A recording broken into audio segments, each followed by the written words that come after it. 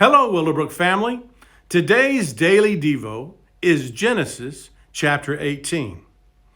When you're at home and an unexpected stranger rings your doorbell, how do you react?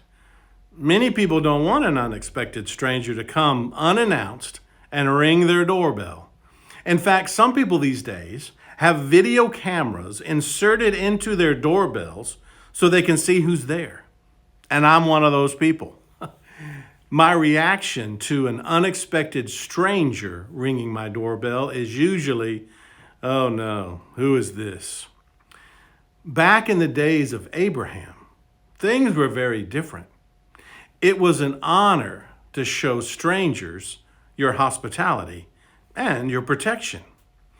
And just as you have read in Genesis 18, Abraham is sitting outside his tent, and 3 strangers appear.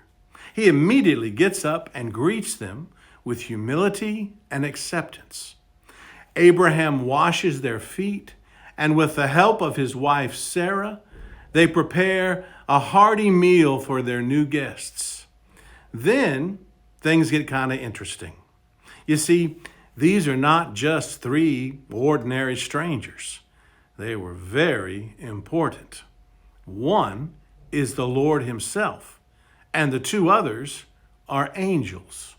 Now, let me pause the story for a moment and explain all this. We can probably assume that this one particular man was God in the person of Jesus Christ before his incarnation and birth in Bethlehem. You see, in John 1:18 it says, "No one has seen God at any time. The only begotten Son, who is in the bosom of the Father, he has declared him." Also, you'll find in 1 Timothy 6:16 that it basically tells us that no one has ever seen God in the person of the Father. So, at what point did Abraham recognize these 3 strangers as who they really were?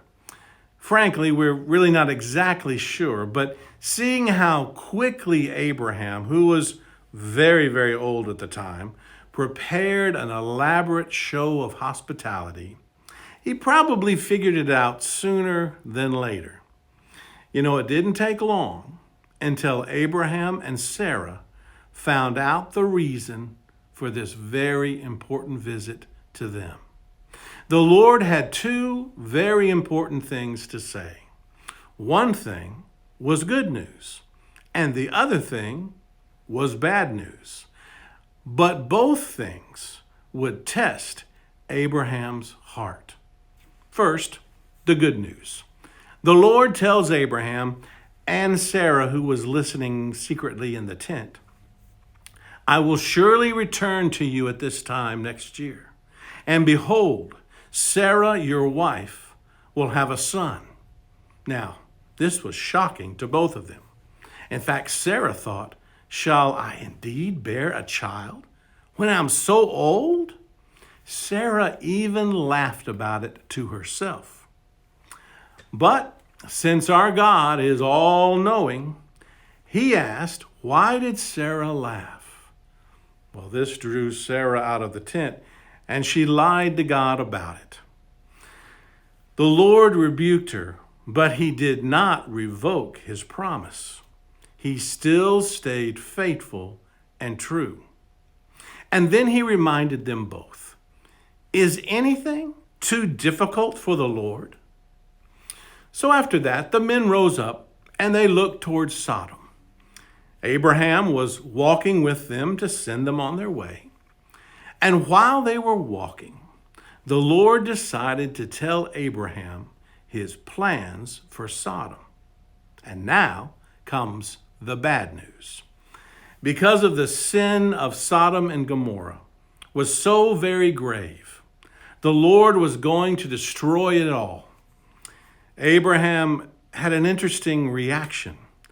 First, his nephew and his nephew's family lived there, but I also think that he showed compassion for the city, especially if there were any righteous people living there. Would the Lord slay the righteous with the wicked? So Abraham humbly and respectfully asked the Lord if he would spare the city if only 50 righteous people were found. And the Lord said, yes. Then, with several humble questions, one after another, Abraham reduces that number down to just 10 righteous people, and God still says, yes, he would spare it. Now, both of them knew that there were probably only 4 righteous people, Lot and his family. But God allowed this line of questioning because it showed Abraham's heart. This is the kind of heart God wanted to draw out of Abraham, a heart that cared so much for people made in the image of God that he worked hard to intercede on behalf of a city that deserved judgment. This was the heart a great leader of a great and mighty nation needed to have.